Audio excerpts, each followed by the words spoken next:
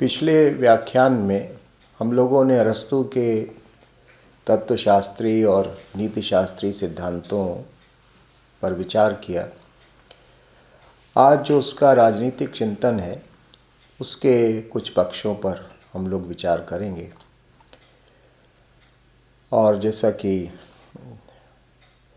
सर्वविदित है कि उसके जो राजनीतिक सिद्धांत हैं उनका प्रतिपादन उसने अपनी पुस्तक पॉलिटिक्स में किया।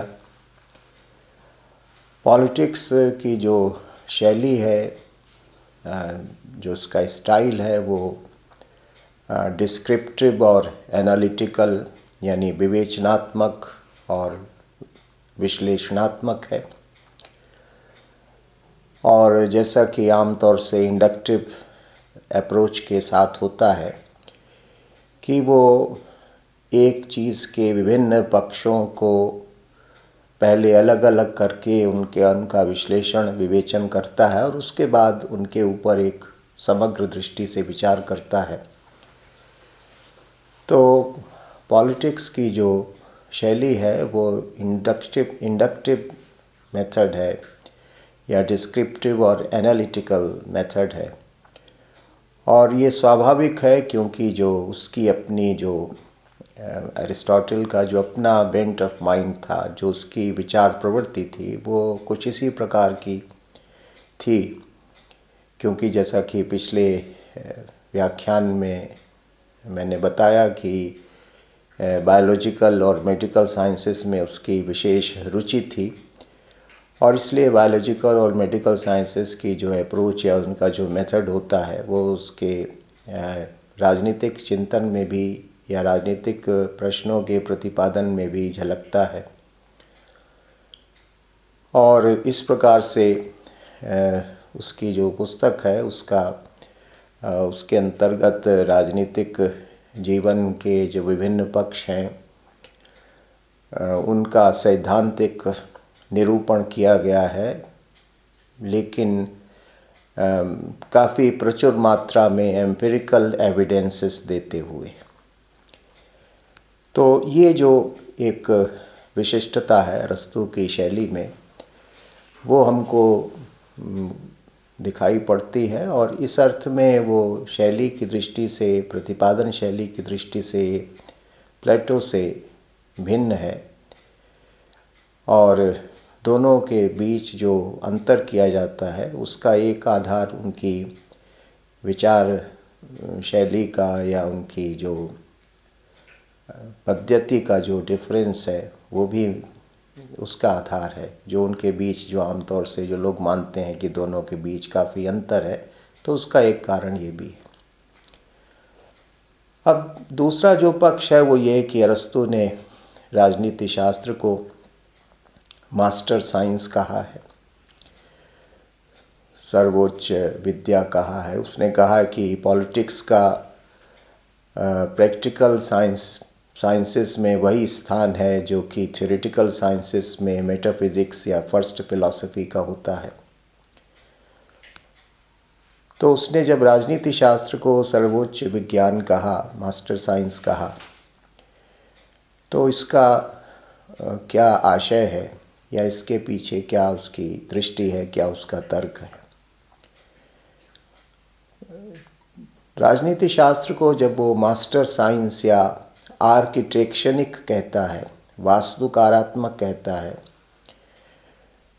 तो उसके पीछे उसकी जो टेलोलॉजी है यानी जो उसका उद्देश्य मूलकता का सिद्धांत है वो विद्यमान है। अरस्तू मानता है कि जितनी भी मनुष्य की गतिविधियां होती हैं उनका एक उद्देश्य होता है, उनका एक लक्ष्य होता है, जिसको ग्रीक भाषा में जिसके लिए शब्द टेलॉस है। हमारी हर एक्टिविटी, हर ह्यूमन एक्टिविटी, हर ग्रुप एक्टिविटी का एक लक्ष्य होता है, एक उद्देश्य होता है। मनुष्य कोई भी कार्य सामान्यतः निरुद्देश्य नहीं करता।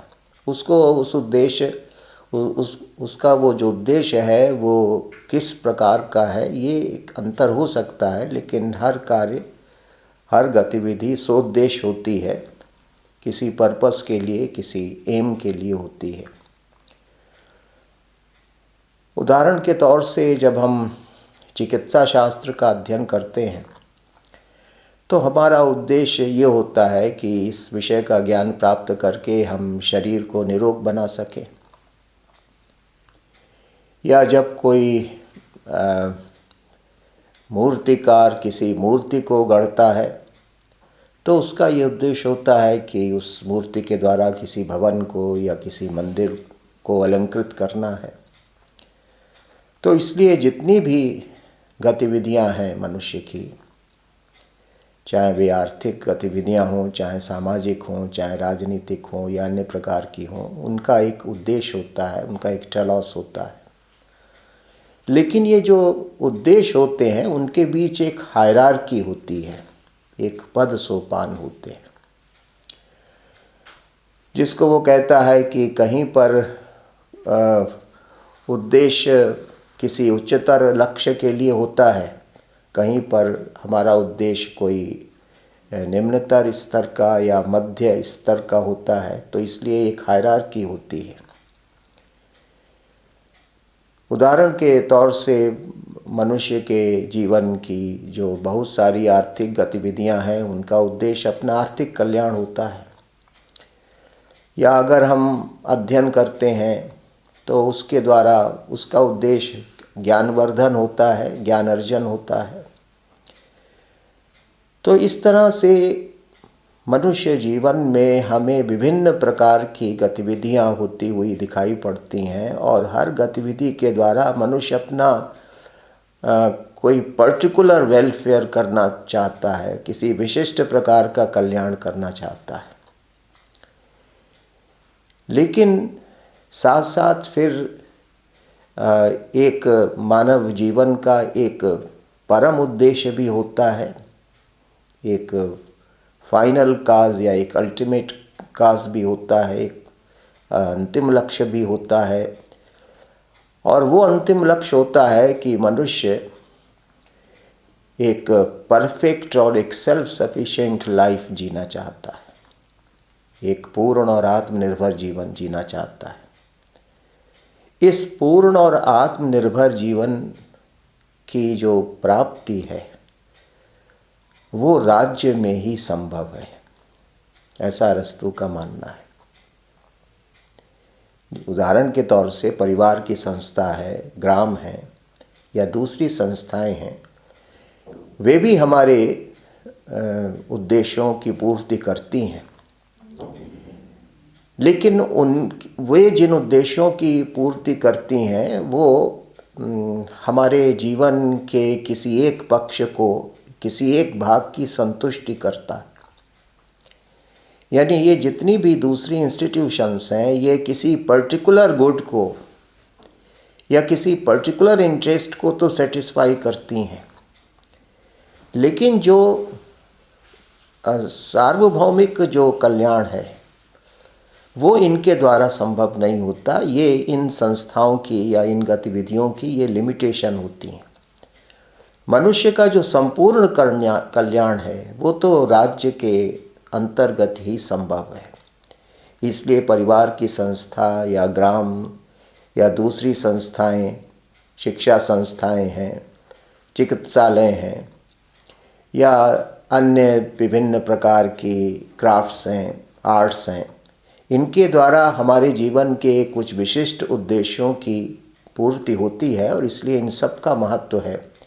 लेकिन हमारे जीवन में जो पूर्णता का भाव है, जो स्वपर्याप्तता का भाव है, वो तो राज्य से ही, राज्य के अंतर्गत ही प्राप्त हो सकता है। इसलिए राज्य की संस्था सबसे महत्वपूर्ण और सबसे श्रेष्ठ संस्था होती है, क्योंकि वो हमारे जीवन के सभी उद्देश्यों की पूर्ति का मार्ग प्रशस्त करती है। तो राज्य जो है वो सुप्रीम एसोसिएशन है। यद्यपि वो राज्य को एसोसिएशन ऑफ एसोसिएशंस मानता है, क्योंकि मनुष्य विभिन्न समुदायों में, विभिन्न कम्युनिटीज़ में, विभिन्न एसोसिएशंस में रहता है। बहुत सारे परिवार होते हैं, ग्राम होते हैं, गिल्ड्स होते हैं, दूसरी इकोनॉमिक एसोसिएशंस होते हैं, वे सारे एसोसिएशंस हमारे किसी न किसी उद्देश्य की पूर्ति करते हैं, हमारे किसी न किसी हित की पूर्ति करते हैं। लेकिन ये सारे एसोसिएशंस और ये सारी गतिविधि राज्य की संस्था के अंतर ही संभव है। यानी राज्य का स्थान वो है जो कि वास्तुकार का स्थान होता है, जो कि भवन निर्माण कला का आधार होता है। जैसे कि जब हम किसी भवन का निर्माण करते हैं तो उसमें अनेक प्रकार की छोटी बड़ी क्रियाएं करनी होती हैं।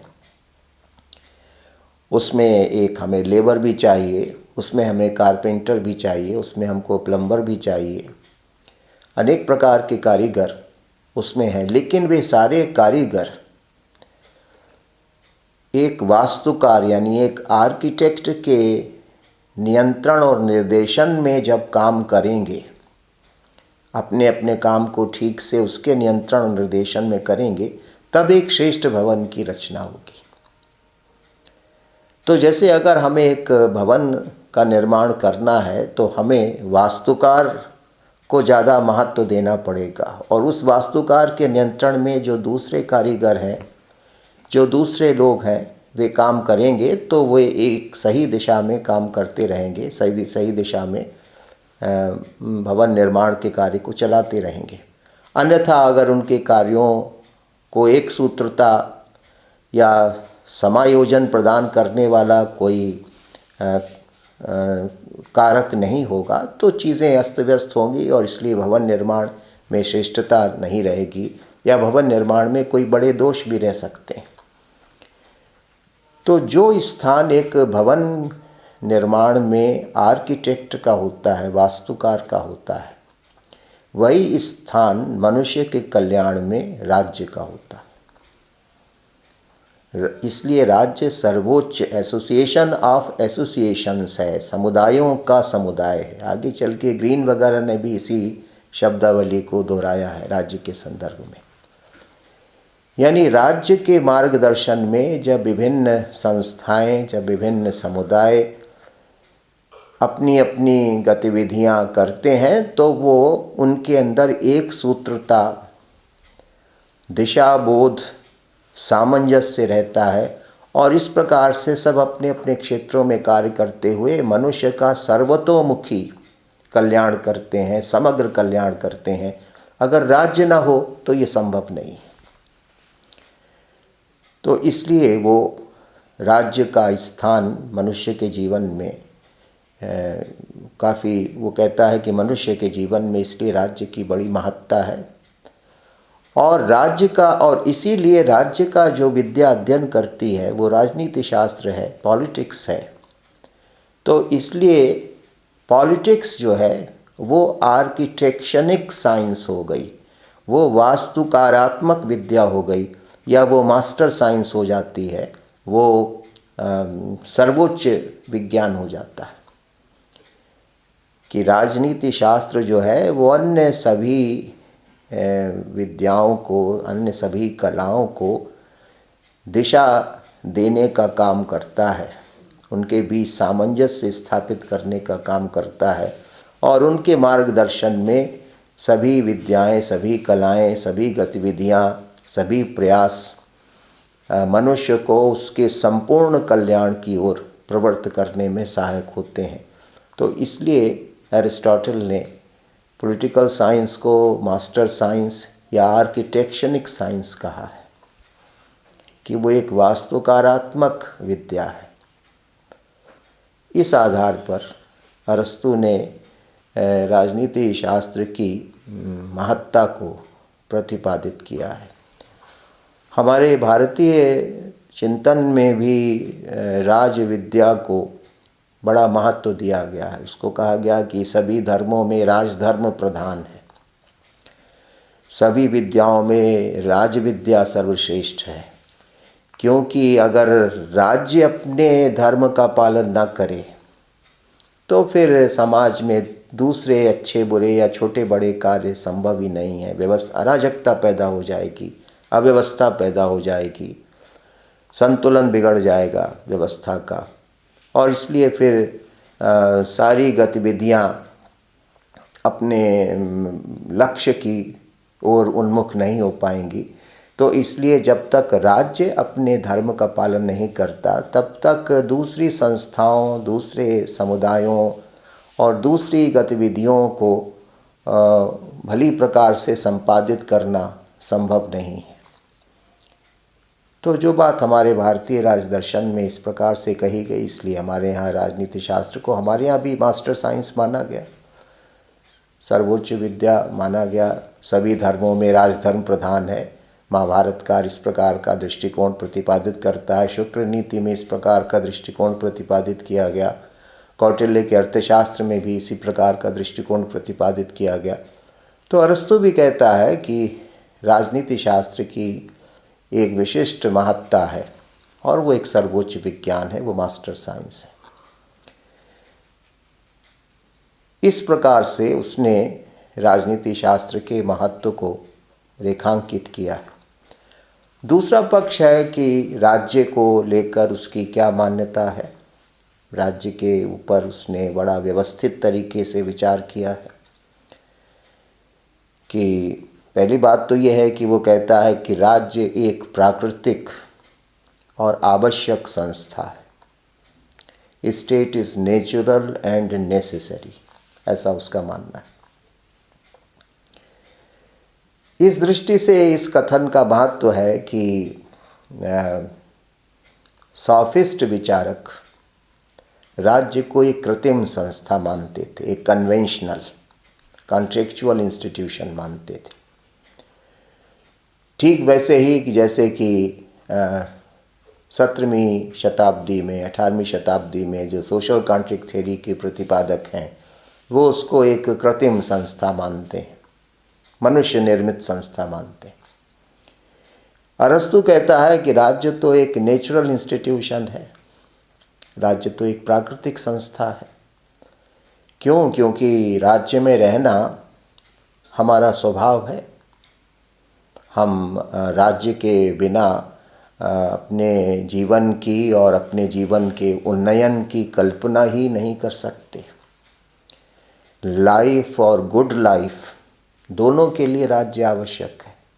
अगर राज्य नहीं होगा तो मनुष्य के अस्तित्व की कल्पना ही नहीं की जा सकती, और राज्य ना हो तो मनुष्य के उन्नयन की कल्पना भी नहीं की जा सकती है। इसलिए वो कहता है कि स्टेट जो है, state exist, state grows for the existence of life and it continues for good life.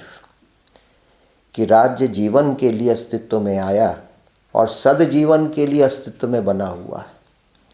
मनुष्य एकाकी प्राणी नहीं है, सामाजिक प्राणी है, राजनीतिक प्राणी है। समाज में रहना, राज्य में रहना उसकी सहज वृत्ति है। तो इसलिए राज्य और समाज हमारे अंदर ही विद्यमान है। बाहर का जो संगठन है, बाहर की जो व्यवस्था है, उसी हमारी आंतरिक मूल प्रवृत्ति का प्रतिबिंब मात्र होता है। इसलिए ये कहना कि मनुष्य एकाकी प्राणी है और कभी वो ऐसी अवस्था में रहता था कि जब राज्य नहीं था, समाज नहीं था, तो ये केवल एक कपोल कल्पना है। ऐसा तो मनुष्य का स्वभाव ही नहीं है कि वो अकेला रह सके। समूह में रहना, समाज में रहना, एक व्यवस्थित समुदाय में रहना, ये मनुष्य की सहज स्वाभाविक प्रवृत्ति है। इसलिए राज्य एक प्राकृतिक संस्था, एक नेचुरल इंस्टीट्यूशन है। ये हमारे नेचर में विद्यमान है। नेचर शब्द का यूनानी भाषा में और इसलिए अरस्तु ने भी दो अर्थों में प्रयोग किया है। नेचर का एक अर्थ तो यह है कि जो हमारा सहज स्वभाव है, और नेचर का दूसरा अर्थ है टीलोलॉजी के अर्थ में, कि जो हम अपनी पूर्णता प्राप्त करते हैं। जब मनुष्य अपनी पूर्णता को प्राप्त करना, ये भी उसका एक नेचर होता है। तो राज्य में रहना भी हमारा सहज स्वभाव है, और राज्य में रहते हुए पूर्णता को प्राप्त करना, ये भी हमारी सहज प्रवृत्ति होती है, सहज हमारी प्रवृत्ति होती है, सहज स्वभाव होता है। तो इसलिए राज्य के बिना तो मनुष्य की कल्पना ही नहीं की जा सकती है। और जैसा कि उसका एक प्रसिद्ध कथन है कि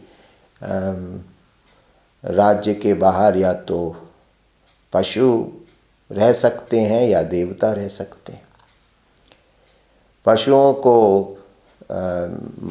पशु जो है वो अपनी जो भी उसकी थोड़ी सी आवश्यकताएं हैं उनको अपने प्रयास से पूरा कर लेता है, इसलिए उसको किसी समाज या किसी राज्य की आवश्यकता नहीं। उसकी थोड़ी सी आवश्यकताएं होती हैं और उनको वो अपने उद्योग से, अपने प्रयत्न से पूरा कर लेता है। देवता में अलौकिक शक्तियां होती हैं और इसलिए वे इच्छा मात्र से, संकल्प मात्र से अपनी सारी इच्छाएं पूरी कर सकते हैं। उनको भी किसी समुदाय की, किसी समाज की आवश्यकता नहीं।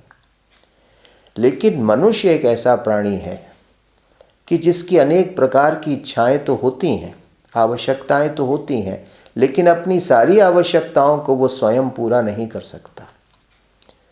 इसलिए जैसा कि प्लेटो ने भी कहा है कि इंटरडिपेंडेंस, म्यूचुअलिटी, ये जीवन का अभिन्न तत्व है।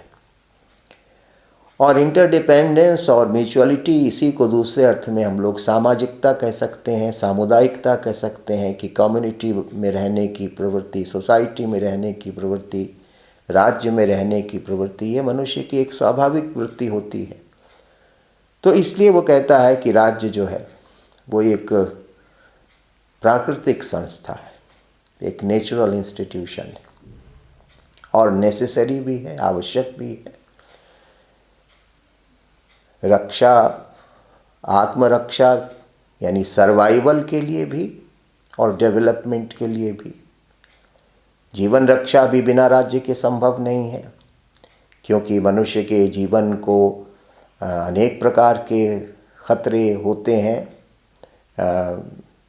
वन्य जंतुओं से भी, प्रकृति से भी, आपस में भी, एक दूसरे से भी अनेक स्रोत होते हैं असुरक्षा के। तो इन सारे स्रोतों से मनुष्य की रक्षा तभी संभव है कि जब वो राज्य में निवास करे, जहाँ पर एक व्यवस्था होती है, जहाँ पर एक कानून होता है, जहाँ पर एक शासन तंत्र होता है जो कि मनुष्य की इन विभिन्न प्रकार के खतरों से रक्षा करने का काम करता है। इसलिए सर्वाइवल के लिए यानी जीवन रक्षा के लिए भी राज्य आवश्यक है। और फिर दूसरा पक्ष है कि अगर मनुष्य को अपने विभिन्न गुणों का विकास करना है, अपनी विभिन्न क्षमताओं का विकास करना है, अगर उसको सद्जीवन की प्राप्ति करनी है, जो कि उसका टेलोस होता है, उसका लक्ष्य होता है, तो सद्जीवन की प्राप्ति भी बिना राज्य के और बिना समाज के सहयोग के और योगदान के संभव नहीं है। तो इसलिए हमें अगर अपना विकास करना है, उन्नयन करना है, उसकी भी एक पूर्व शर्त राज्य है। इसलिए वो ये कहता है कि स्टेट नेचुरल भी है और नेसेसरी भी है। महत्व इस दृष्टि से है क्योंकि राजनीतिक चिंतन के इतिहास में कई ऐसे विचारधाराएँ आईं, कई ऐसे विचारक आए जिन्होंने राज्य को नेचुरल भी नहीं माना और नेसेसरी भी नहीं माना। जैसे कि बाद में 18वीं 19वीं शताब्दी में अराजकतावाद के नाम से एक विचारधारा आई, एनार्किज्म के नाम से एक विचारधारा आई, जो कि कहती है कि नहीं, राज्य ना तो स्वाभाविक है और ना राज्य की आवश्यकता है। बिना राज्य के भी मनुष्य का जीवन भली प्रकार से चल सकता है। मार्क्स ने भी अपने चिंतन में जो श्रेष्ठतम अवस्था मानी है, जो अंतिम अवस्था मानी है, वो राज्य विहीन समाज की मानी है, स्टेटलेस सोसाइटी की मानी है। और भी बहुत सारे सिद्धांत इस प्रकार के प्रतिपादित किए गए। तो इस प्रकार की मान्यता यूनानियों की मान्यता नहीं है। जो मूल दृष्टि है यूनानी चिंतन की वो ये कि बिना पॉलिस के, बिना स्टेट के मनुष्य अपनी कल्पना नहीं कर सकता। और इसी से उसका दूसरा सिद्धांत उत्पन्न होता है कि राज्य मनुष्य का पूर्ववर्ती है, state is prior to individual.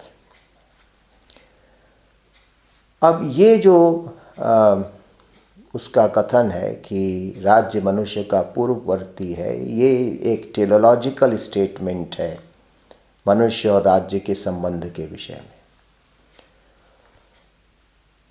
Chronologically, यानी अगर हम ऐतिहासिक दृष्टि से देखें तो हम कहेंगे कि भाई पहले मनुष्य हुआ होगा और उसके बाद धीरे धीरे राज्य बना। तो पहले मनुष्य है और बाद में राज्य है। क्रोनोलॉजिकली अगर हम मनुष्य और राज्य के संबंध को या उसकी उत्पत्ति पर विचार करें तो शायद हमें ये कहना पड़ेगा कि पहले तो मनुष्य आता है, राज्य तो बाद में आता है। लेकिन वो कहता है कि अगर टीलोलॉजिकली आप विचार करें, उद्देश्य परकता के सिद्धांत के आधार पर विचार करें, तो ये है कि पहले राज्य है और फिर व्यक्ति है। और उसको वो एक बड़े अच्छे और एक प्रचलित सिद्धांत के आधार पर, दृष्टांत के आधार पर स्पष्ट कर देता है कि जैसे कि body is prior two parts, कि अंग से पहले शरीर है, उसी तरह से व्यक्ति से पहले राज्य है। अब जैसे जब हम शरीर के अंगों की कल्पना करते हैं, हाथ की, पैर की, आँख की, कान की, तो जाहिर है कि ये जब कल्पना हम करते हैं तो हमारे दिमाग में पहले पूरा शरीर आता है, फिर उस शरीर के अंतर्गत अंग आते हैं। यानी जब कभी भी हम शरीर और शरीर के अंगों के संबंध पर विचार करते हैं तो पहले हमारे विचार में, हमारी कल्पना में अंगी आता है, यानी ऑर्गेनिज्म आता है। उसके बाद उस ऑर्गेनिज्म के पार्ट्स आते हैं, उसके अंग आते हैं। शरीर के अंतर्गत ही अंग की कल्पना की जा सकती है। अंग की स्वतंत्र रूप से कोई कल्पना नहीं की जा सकती, क्योंकि जो अंग शरीर से पृथक हो चुका है वो तो अब हाथ नहीं रहा, पैर नहीं रहा। अगर दुर्भाग्यवश कभी शरीर का कोई अंग शरीर से कट जाए, पृथक हो जाए, तो फिर वो अंग नहीं रह जाता, फिर तो वो एक मांसपिंड है। क्यों? क्योंकि वो हाथ का काम नहीं कर सकता है, पैर का काम नहीं कर सकता है।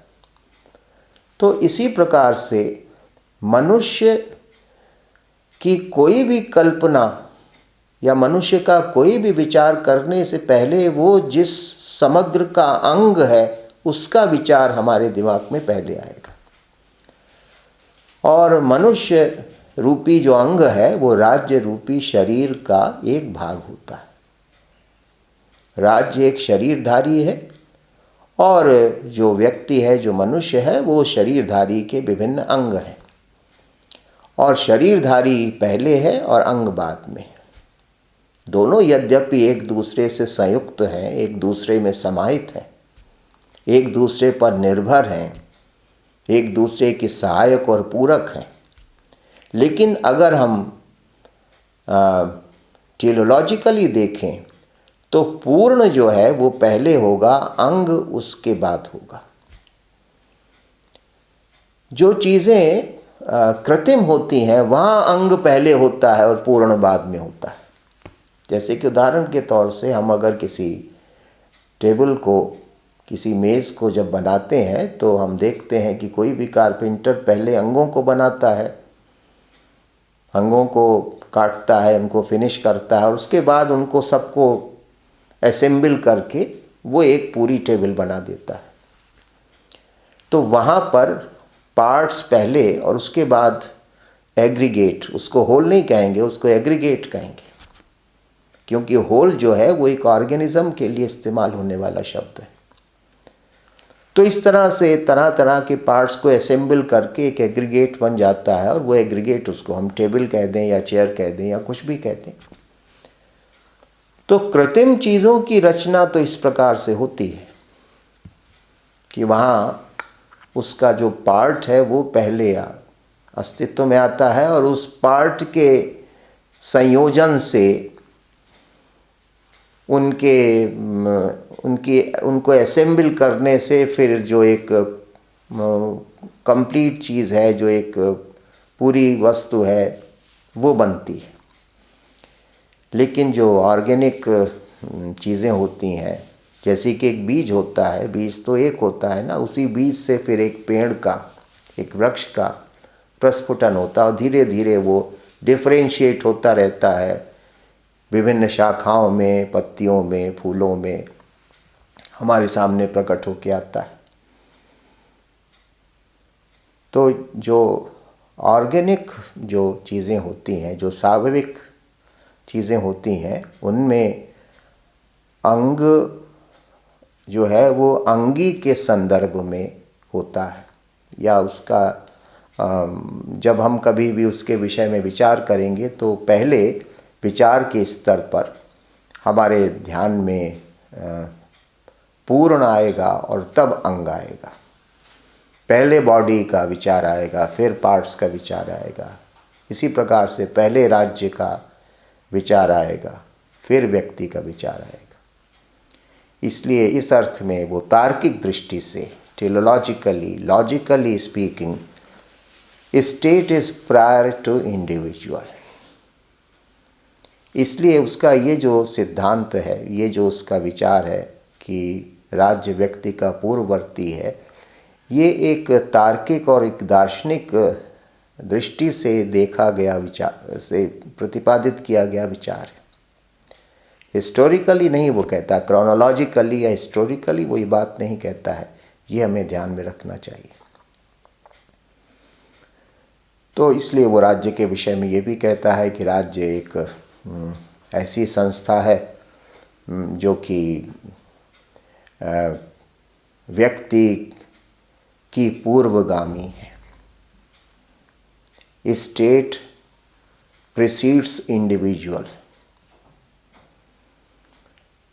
फिर इसी से जुड़ी हुई बात यह है कि भाई स्टेट है क्या, राज्य को वो कैसे परिभाषित करता है। तो उसकी बड़ी प्रसिद्ध परिभाषा है कि state is A union of families and villages having for its and a perfect and self sufficient life. ये एक, उसने स्टेट को इस तरह से एक टेलोलॉजिकल डेफिनेशन दी। इस परिभाषा की विशिष्टता ये है, जो कि आधुनिक काल की राज्य की परिभाषाओं में विद्यमान नहीं है। वो विशिष्टता ये है कि अरस्तू की इस परिभाषा में राज्य की संस्था के ऊपर जब विचार किया गया तो न केवल उसके स्ट्रक्चरल साइट पर विचार किया गया है, बल्कि उसके टेलोलॉजिकल एस्पेक्ट पर भी विचार किया गया। आजकल जैसे कि जब हम राज्य को परिभाषित करते हैं तो कहते हैं कि भाई जहाँ पर जनसंख्या हो, भूमि हो, सरकार हो, संप्रभुता हो, उसको राज्य कहते हैं। ये स्टेट की केवल और केवल स्ट्रक्चरल डेफिनेशन है। यानी जो राज्य, अब सवाल, क्योंकि कोई भी चीज़ उसके लक्ष्य से जानी जाती है। जो यूनानियों की दृष्टि तो यही थी कि भाई कोई भी चीज़, जैसे कि आँख है तो केवल उसका स्ट्रक्चर कह देने से बात नहीं बनती है, क्योंकि असली बात तो ये है कि आँख देखने का काम करती है। उसका जो टेलॉस है वो सीइंग वेल, सीइंग क्लियरली है, कि ठीक से स्पष्ट रूप से देखना। तो ये जो उसका टेलॉस है, यानी जो उसका पर्पस है आँख का, वो इम्पॉर्टेंट है। उसके लिए आँख बनी है, उसके हिसाब से उसका एक स्ट्रक्चर है। तो जो यूनानियों की दृष्टि है रही है, और जो कि हमको साक्रेट उसमें एरिस्टोटल में काफ़ी विस्तृत रूप में दिखाई पड़ती है, वो ये है कि a thing is defined by its telos, कि कोई भी चीज़ उसके उद्देश्य से उसका स्वरूप निर्धारित होता है। तो राज्य के संदर्भ में भी वही कहता है। पहली बात तो वो कहता है कि राज्य परिवारों और ग्रामों का समूह है। ये तो एक तरह से हम कह सकते हैं संरचनात्मक पक्ष है कि राज्य की संरचना कैसी होती है। तो वो कहता है कि परिवार और ग्राम से मिलकर राज्य का निर्माण होता है। लेकिन उसके बाद फिर वो जो दूसरी बात कहता है, वो राज्य को देखने की जो उद्देश्य मूलक दृष्टि है, जो टेलोलॉजिकल एंगल है, वो है having for its and a perfect and self sufficient life. कि राज्य वो संस्था है जिसका लक्ष्य एक पूर्ण और आत्मनिर्भर जीवन है। आधुनिक परिभाषाओं में ये दिखाई नहीं पड़ता। जो आधुनिक काल की राज्य की परिभाषाएं हैं उनकी एक बहुत बड़ी कमी ये है।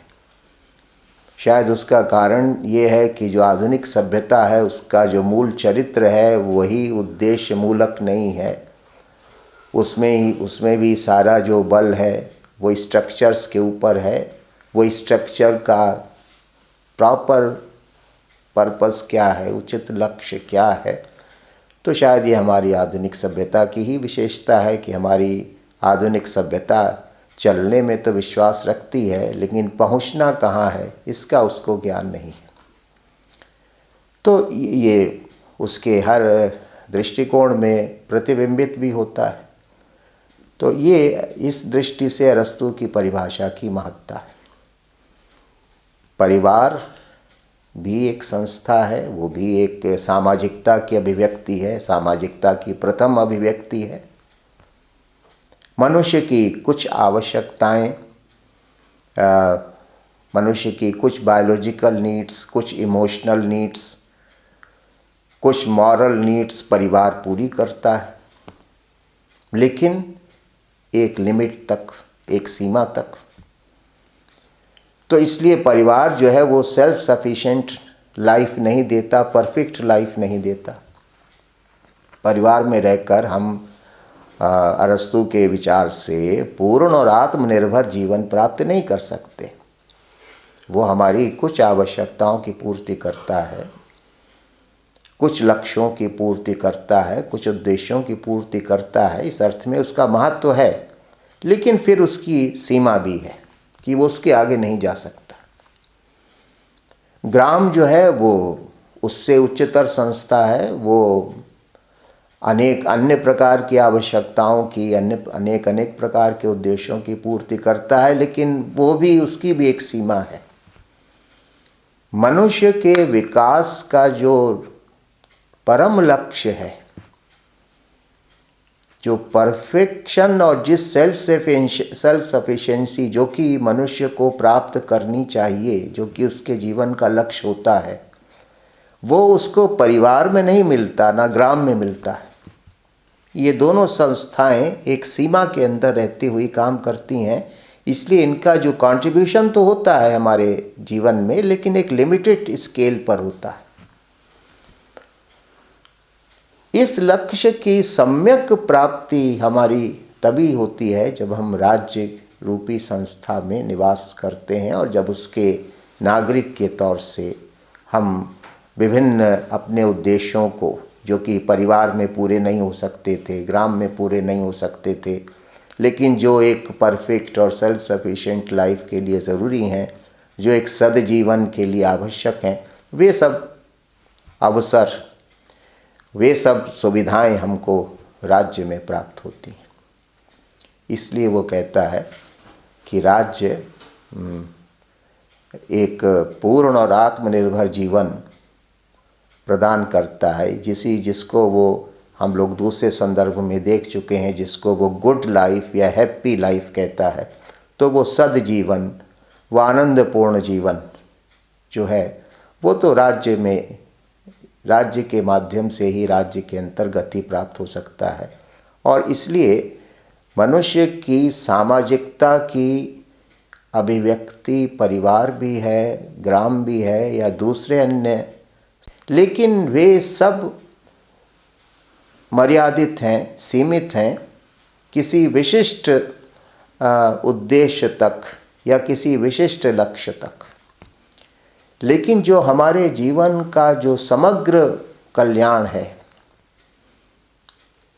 हमारी क्षमताओं का, हमारी भावनाओं का, हमारी सामर्थ्य का जो उच्चतम विकास है, जो हाईएस्ट डेवलपमेंट है, मनुष्य की सारी पोटेंशियलिटीज़ है जितनी भी, जो कि उसकी टेलोलॉजी का सिद्धांत है कि सारी जो हमारे अंदर पोटेंशियलिटीज़ हैं, संभावनाएं हैं, उनमें कुछ संभावनाएं तो परिवार के द्वारा प्रकट होती हैं, परिवार उनके प्रगटीकरण में सहायक होता है।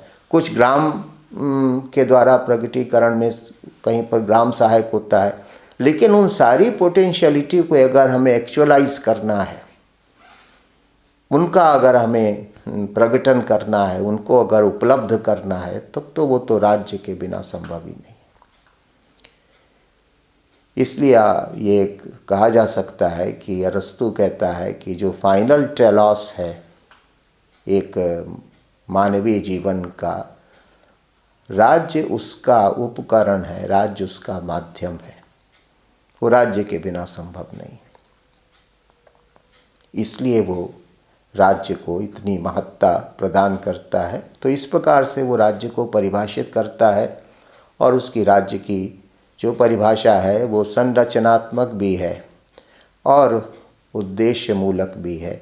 दोनों दृष्टियों से उसने राज्य की संस्था पर विचार किया है, और इस चीज़ को उसने पॉलिटिक्स में काफ़ी विस्तार से एक्सप्लेन किया है कि किस ऐसा क्यों है। तो ये भी एक उसका जो राज्य संबंधी दृष्टिकोण है उसमें ये भी एक महत्वपूर्ण पक्ष है कि राज्य की का लक्ष्य क्या होता है, या राज्य की संस्था क्या है और उसका लक्ष्य क्या होता है। तो सद्जीवन की प्राप्ति के लिए राज्य है, और सद्जीवन से ही आनंदपूर्ण जीवन संभव है, ऐसा उसका विचार है।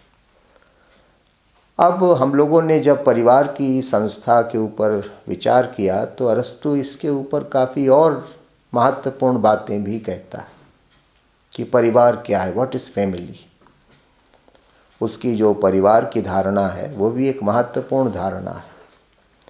वो ये कहता है कि परिवार हमारी बायोलॉजिकल नीड्स को भी पूरा करता है, हमारी जैविक आवश्यकताओं की पूर्ति करता है। मेल और फीमेल का एसोसिएशन है, और ये मेल और फीमेल का एसोसिएशन, इसी से संतानों की उत्पत्ति होती है।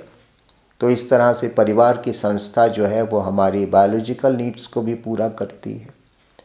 हमारी जो वेजिटेटिव नीड्स होती हैं, यानी जो हमारी भौतिक आर्थिक आवश्यकताएं होती हैं, एक सीमा के अंदर परिवार उनको भी पूरा करता है। भरण पोषण की व्यवस्था भी परिवार में की जाती है। फिर परिवार के द्वारा हमारी जो जिसको वो कहता है कि जो इमोशनल नीड्स हैं, एपिटाइटिव इरेशनल, जिसको वो कहता है कि जो हमारी एपिटाइट्स हैं इनको भी संतुष्ट करता है, इनको भी परिमार्जित करता है। जैसे प्रेम है, स्नेह है, सेवा है,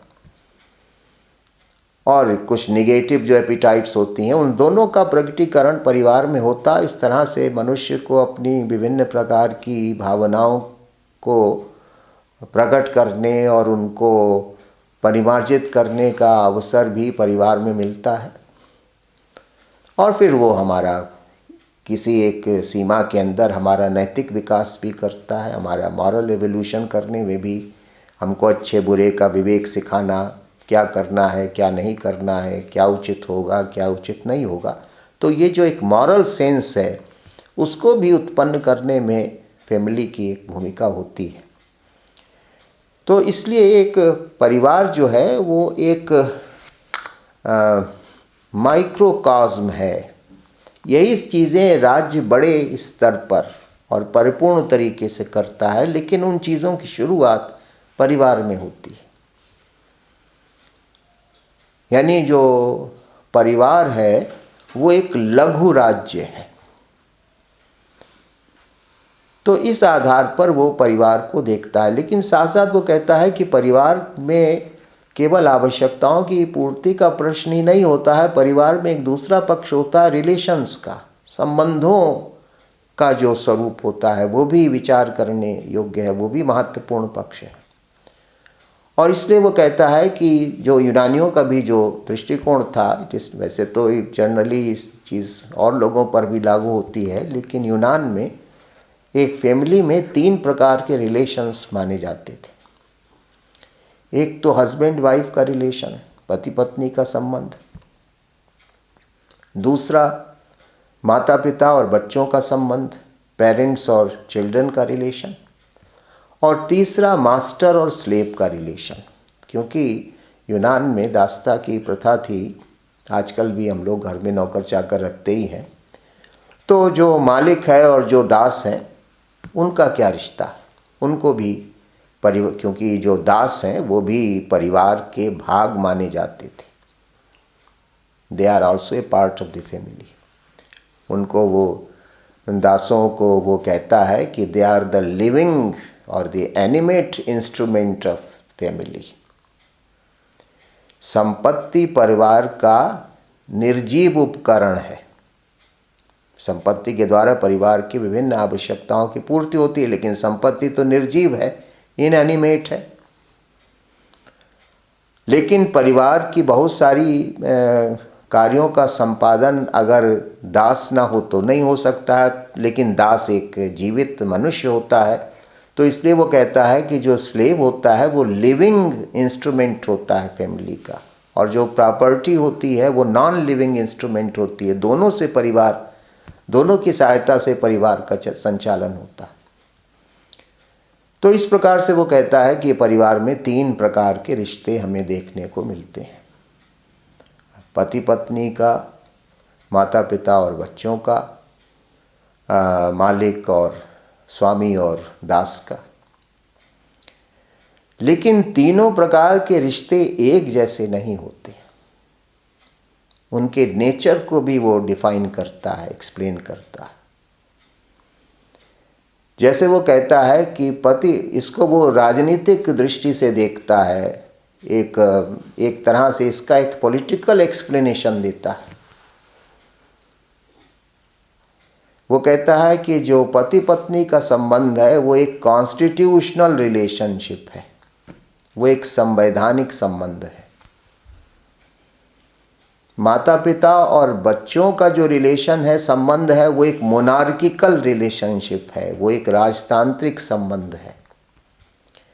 और मालिक और गुलाम का जो रिश्ता है वो एक डिस्पोटिक रिलेशन है, वो एक तंत्रात्मक संबंध है। तो शासन प्रणालियों की जो भाषा है, गवर्नमेंट और स्टेट की जो लैंग्वेज है, उस लैंग्वेज के आधार पर वो फैमिली के, वो कहता है कि इन्हीं का विस्तार हमें राज्य में दिखाई पड़ता है। पति पत्नी का संबंध कॉन्स्टिट्यूशनल है। इसका मतलब क्या है? वो कहता है कि पति पत्नी दोनों, फ्रेंडशिप एक शब्द वो प्रयोग करता है, मित्रता, कि परिवार का आधार जस्टिस और फ्रेंडशिप होता है। हर संस्था का आधार केवल परिवार का ही नहीं, कि वहाँ पर लोग एक दूसरे के प्रति अपने कर्तव्य का पालन करें। जस्टिस का वही अर्थ जो कि प्लेटो ने लिया, कि अपने अपने कर्तव्य को सब लोग ठीक से करते रहें, तब वो संस्था ठीक से चलेगी। तो फैमिली का बेसिस एक तो जस्टिस होता है कि सब अपने अपने कर्तव्य का, अपनी अपनी ड्यूटी का पालन करें। परिवार के सुचारू संचालन के लिए आवश्यक भी है, और जहाँ पर ऐसा होगा वहाँ परिवार बहुत अच्छे तरीके से चलेगा। और दूसरा यह है कि सब में आपस में आत्मीयता का भाव हो। फ्रेंडशिप, इसके लिए वो शब्द तो ग्रीक भाषा का है, लेकिन उसका अनुवाद फ्रेंडशिप किया गया। मित्रता यानी आत्मीयता, परस्पर प्रेम, सहयोग, एक दूसरे का ध्यान रखना। तो ये 2 जो चीज़ें होती हैं जिस परिवार में होती हैं, जो परिवार जस्टिस और फ्रेंडशिप पर चलता है, वो बड़ा श्रेष्ठ परिवार होता है। सम्यक अर्थ में परिवार वो होता है। जिस परिवार में ये दोनों चीज़ें कम मात्रा में हैं या बिल्कुल नहीं है, तो फिर वो तो सब बिखर जाता है, टूट जाता है, फिर वो सही अर्थ में परिवार नहीं है। क्योंकि जितने भी दार्शनिक हैं, चाहे प्लेटो हो चाहे अरिस्टोटल हो, वो हमारे सामने हर चीज़ का एक आइडियल कॉन्सेप्ट रखते हैं कि एक परिवार सही अर्थ में हम किसे कहेंगे। वैसे तो परिवार में बहुत कुछ होता है, तो वो बहुत कुछ जो होता है वो अगर वो सब गलत दिशा में जा रहा है तो वो केवल नेम सेक वो परिवार है, लेकिन सम्यक अर्थ में वो परिवार नहीं है। एक जो परिवार सम्यक अर्थ में परिवार है, family in the true sense of the word is based on justice and friendship. तो दूसरी बात वो ये कहता है। तो इसलिए पति पत्नी का संबंध फ्रेंडशिप का है, आत्मीयता, दोनों एक दूसरे का ध्यान रखें, ख्याल रखें। अरस्तु कहता है, जो प्राचीन सभ्यताओं की जो दृष्टि थी कि पुरुष का स्थान प्रधान है, पहले है, पत्नी का उसके बाद है, लेकिन पत्नी जो है, पति पत्नी का संबंध म्यूचुअलिटी का है। दोनों एक दूसरे से परामर्श करते हैं, विचार विमर्श करते हैं, घर में क्या होना चाहिए, क्या दिशा होना चाहिए, और तब निर्णय होता है। जैसा कि एक कॉन्स्टिट्यूशनल गवर्नमेंट का जो तरीका होता है कि सभी संबंधित पक्षों से विचार विमर्श करके एक निर्णय होता है। इसलिए वो कहता है कि हस्बैंड वाइफ का रिलेशन कॉन्स्टिट्यूशनल रिलेशन होता है। पति पत्नी एक दूसरे के काउंसलर्स हैं, एडवाइजर्स हैं, फ्रेंड्स हैं। जैसे कि मित्रों में समानता होती है, एक दूसरे से विचार करते हैं तब आगे बढ़ते हैं।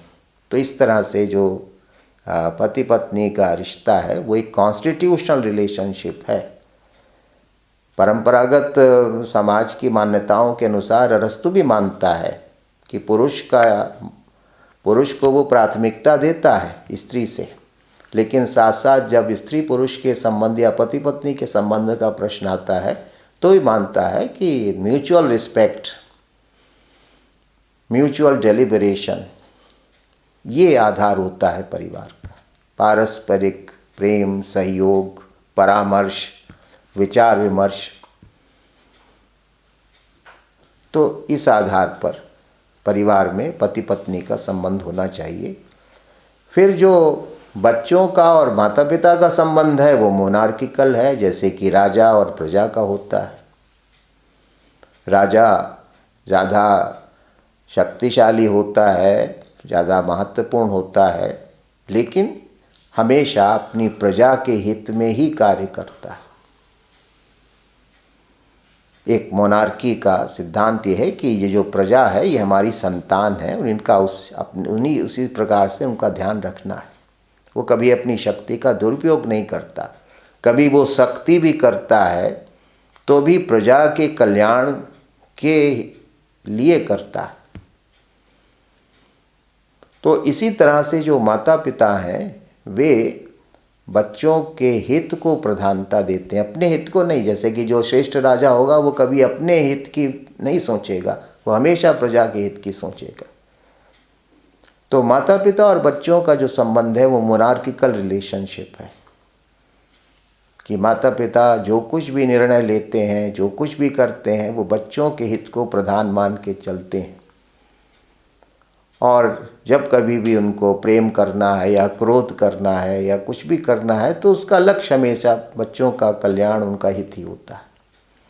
अपने स्वार्थ में वे कभी कोई कार्य नहीं करते, कभी कोई निर्णय नहीं लेते। तो इसलिए जो दूसरे प्रकार की रिलेशनशिप होती है बच्चों के बीच और माता पिता के बीच, उसको वो मोनार्किकल रिलेशनशिप कहता है। और नागरिक, वो दास और स्वामी का जो संबंध है वो डिस्पॉटिक है, जैसे कि एक निरंकुश तंत्र में होता है कि वहाँ पर जो शासक होता है वो पूरी अपनी इच्छा से, अपने निर्णय से काम करता है और उसी तरह से परिवार में जो स्वामी होता है वो आदेश देता है और जो स्लेव होता है, दास होता है, उसका काम चुपचाप आदेश का पालन करना है।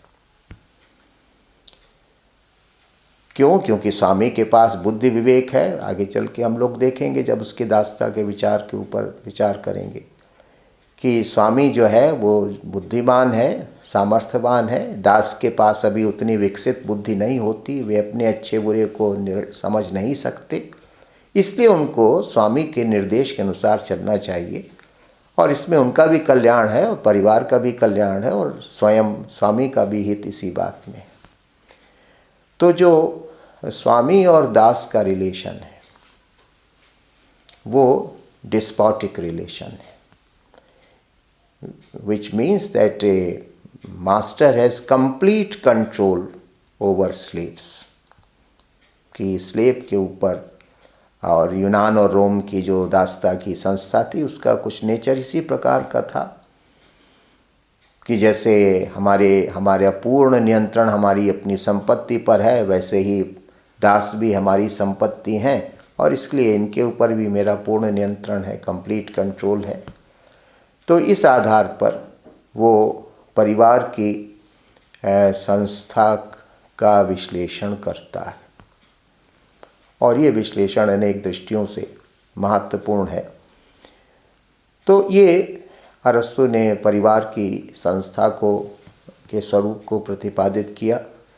अब उसके जो दूसरे विचार हैं, विशेष तौर से दासता की संस्था के विषय में वो क्या कहता है, या संपत्ति के विषय में उसका क्या दृष्टिकोण है, या अन्य प्रश्नों पर, उसको हम लोग अगले व्याख्यान में उस पर विचार करेंगे।